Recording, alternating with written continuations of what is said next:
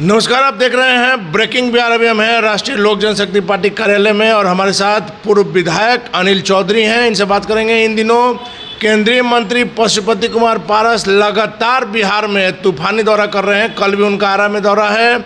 आरा में कल उनकी सभा है, फिर औरंगाबाद में है, फिर जहानाबाद में है। लगातार इस गर्मी के बावजूद पशुपति कुमार पारस पूरे बिहार में घूम रहे हैं। सर, क्या कारण है केंद्रीय मंत्री लगातार पूरे बिहार में घूम रहे हैं? हमारे मंत्री जी का तो यो भी सब दिन स्वभाव रहा है, कार्यकर्ताओं के साथ मिलना, चर्चा करना, दल कैसे मजबूत होगा, संगठन कैसे मजबूत होगा, कैसे धारदार होगा, ये स्वभाव उनका प्रारंभिक दौर से है। अभी तक कंटिन्यू है और अभी तक कंटिन्यू है। हमारे नेता ने चुनौती के रूप में 40 के 40 सीटों को स्वीकार किया है। बिहार की 40 सीटों को कि नरेंद्र मोदी जी की अगुवाई में 40 के 40 सीट पर राष्ट्रीय लोक जनशक्ति पार्टी के कार्यकर्ता अपनी पूरी ताकत लगा करके खटेंगे और गठबंधन के जो उम्मीदवार जहां से होंगे उनको विजय बना करके नरेंद्र मोदी जी को फिर से प्रधानमंत्री बनाना है, पारस बाबू को फिर उसमें सरकार में शामिल होना है। फिर सरकार में।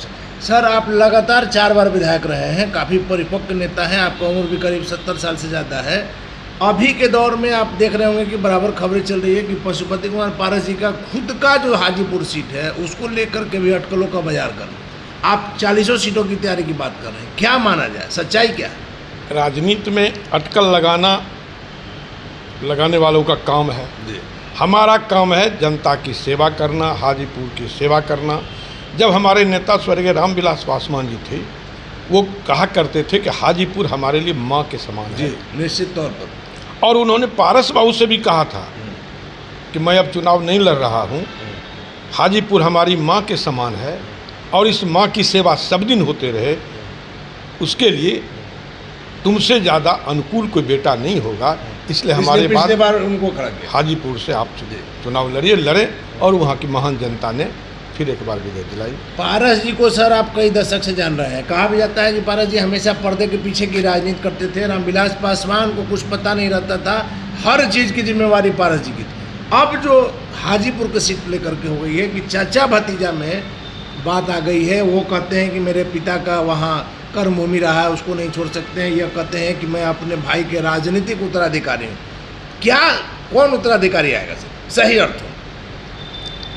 आपने देखा कि रामविलास जी ने अलौली से विधायक हुआ करते थे और जब वो एमपी का चुनाव लड़े तो अलौली सीट पर पारस बाबू को दिया और जब हाजीपुर लोकसभा छोड़े तो हाजीपुर उन्होंने पारस बाबू को दिया। तो अब उसमें उत्तराधिकारी चुने नहीं चुने का सवाल कहाँ उठता है? इसी से साफ हो रहा है कि जब छोड़ते गए भाई को देते गए। धारा की लड़ाई है, धन की नहीं है जी। धारा की लड़ाई में रामविलास पासवान जी ने पारस बाबू पर भरोसा किया और पारस बाबू भी उस महान व्यक्ति के सपनों को कोई कलंक लगाना नहीं चाहते हैं, इसलिए दिन रात एक करके हाजीपुर की सेवा कर रहे हैं। सेवा तो कर रहे हैं, लगातार देखने में आ रहा है। कर रहे हैं। तो आपकी बातों से क्या माना जाए कि बेटे से ज़्यादा भाई पर विश्वास किया? बेटा भाई का सवाल नहीं है, तो धारा की लड़ाई है ना। लेकिन बेटा को सर जब उन्होंने सीट नहीं दिया, भाई को दिया। बेटा जहाँ से एमपी थे क्योंकि इसके पहले ये दूसरा टर्म था चिराग जहाँ थे तो वो थे। हाजीपुर ने स्वर्गीय रामविलास पासवान जी पारस बाबू को दिया, पारस बाबू जीते, वहाँ की महान जनता का समर्थन मिला, सभी गठबंधन के साथियों का समर्थन मिला और उस कसौटी पर खरे उतरते हुए सर पिछले कुछ महीनों की बात अगर की जाए तो पशुपति कुमार पारस नरेंद्र मोदी प्रधानमंत्री जी के काफ़ी करीबी हैं। यह बताने की जरूरत नहीं है, तमाम घटनाओं से जाहिर होता है।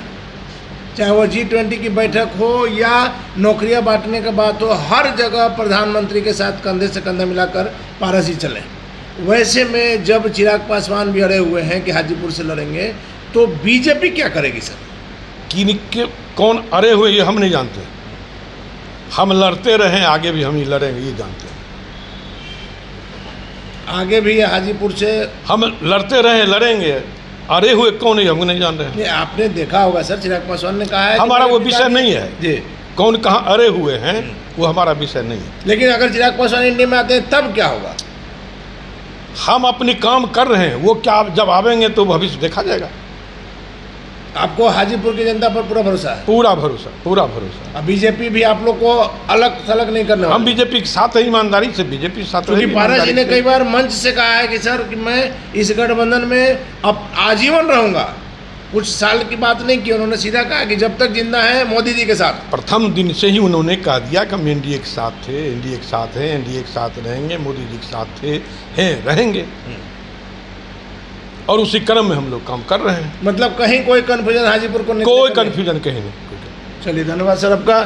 तो ये थे हमारे साथ पूर्व विधायक, 4 बार विधायक रह चुके हैं, केंद्रीय मंत्री पशुपति कुमार के खासम खास अनिल चौधरी, जिनका साफ तौर पर कहना है कौन आता है जाता है उससे मतलब नहीं है। रामविलास पासवान जी के सही उत्तराधिकारी केंद्रीय मंत्री पशुपति कुमार पारस है, और लौली सीट से लेकर के हाजीपुर सीट इसका गवाह है। और कौन आएगा कौन जाएगा इससे कोई फर्क नहीं पड़ेगा। पारस जी बिहार की 40 सीटों पर प्रधानमंत्री मोदी का हाथ मजबूत करने के लिए लगातार बिहार में घूम रहे हैं। पारस जी के दौरों का क्या असर होगा यह तो वक्त बताएगा। फिलहाल आप बने रहे ब्रेकिंग पे अक्सर।